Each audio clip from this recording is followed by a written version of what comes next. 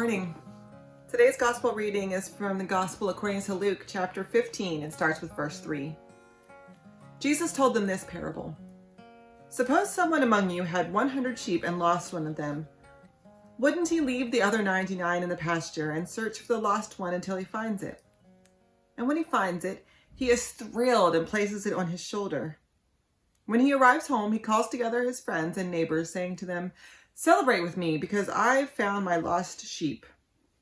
And the same way I tell you, there will be more joy in heaven over one sinner who changes both heart and life than over 99 righteous people who have no need to change their hearts and lives.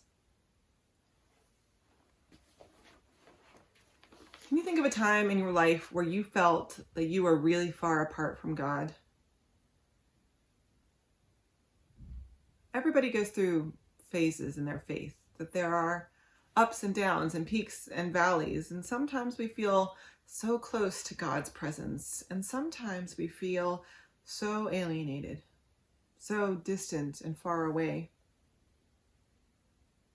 And Jesus' parable this morning reminds us that each one of us are important and are valuable to God, and that even in those times when we feel far from God, where we feel like God's face is turned away from us, God is still reaching out for us and searching. And God's hand is always open. God is always going to reach out to us to bring us back into the comfort and the place of God's love and grace.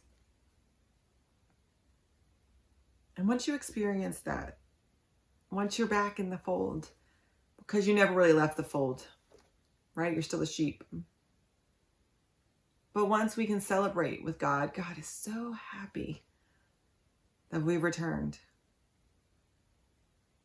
God reaches out continually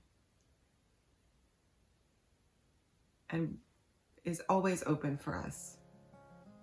And so even on those days when we feel far away, we know that God is looking and seeking for us and is offering us a place of grace. We are God's sheep, whether we feel close or far away.